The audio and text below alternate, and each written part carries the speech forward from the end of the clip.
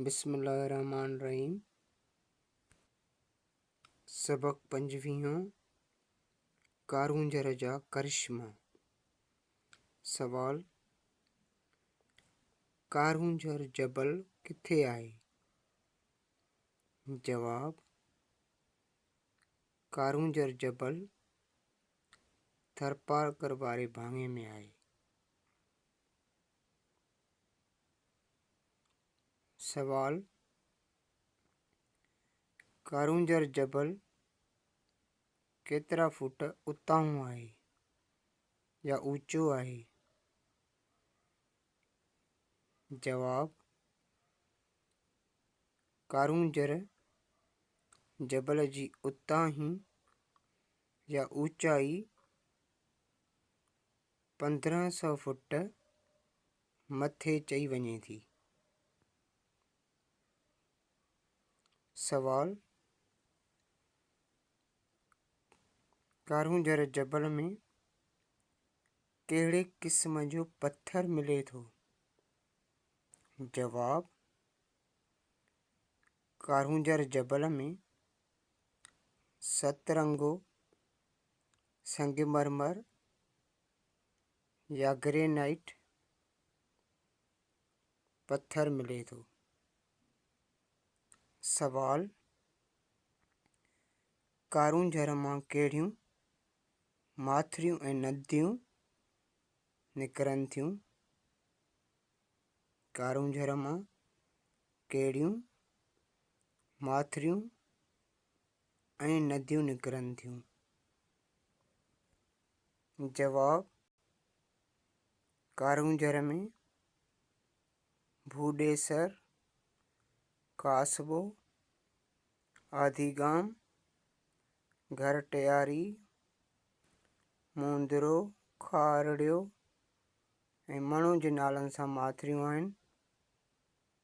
ऐं कारूंजर जबल मां पंज नदियूं घोड़दड़ो, भटियाणी, घरटियारी, मूंदरो ऐं साबोसुर निकिरनि थियूं।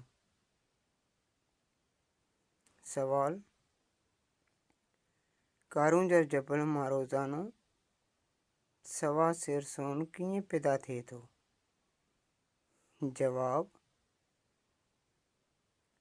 कारूंजर जबल में केतिरनि क़िस्मनि जा गुल ऐं ॿूटा थियनि था, जिन जो रस चूसे माखीअ जूं मखियूं माखी ठाहिनि थियूं। उहा माखी निहायत काराइती आहे, जेका हकीम कमु आणींदा आहिनि ऐं सूखड़ीअ तौर बि ॾिनी वेंदी आहे। इन करे आम चवणी आहे त कारूंजर जबल मां रोज़ानो सवा सेर सोन पैदा थिए थो। सवाल, कारूंजर जबल ते तफ़रीही माॻनि जा नाला ॿुधायो। जवाब, चंदनगुड, साड़धड़ो,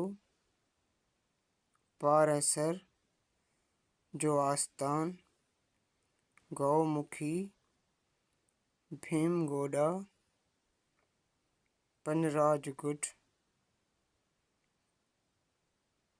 तरोट जो थलो, अंचलीसर, लिकल खूह ऐं भौरो तहखानो कारूंजर जबल जे तफ़रीही माॻनि जा नाला आहिनि। सवाल, कारूंजर जबल में मौजूदु मज़हबी आस्थाननि मां कुझु आस्थाननि जा नाला ॿुधायो। जवाब, कारूंजर जबल में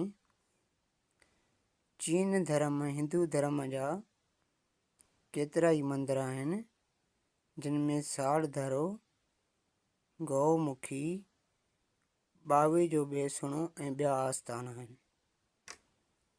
सवाल, कारूंजर जबल में रहंदड़ झंगली जानवरनि ऐं पखियुनि जा नाला ॿुधायो।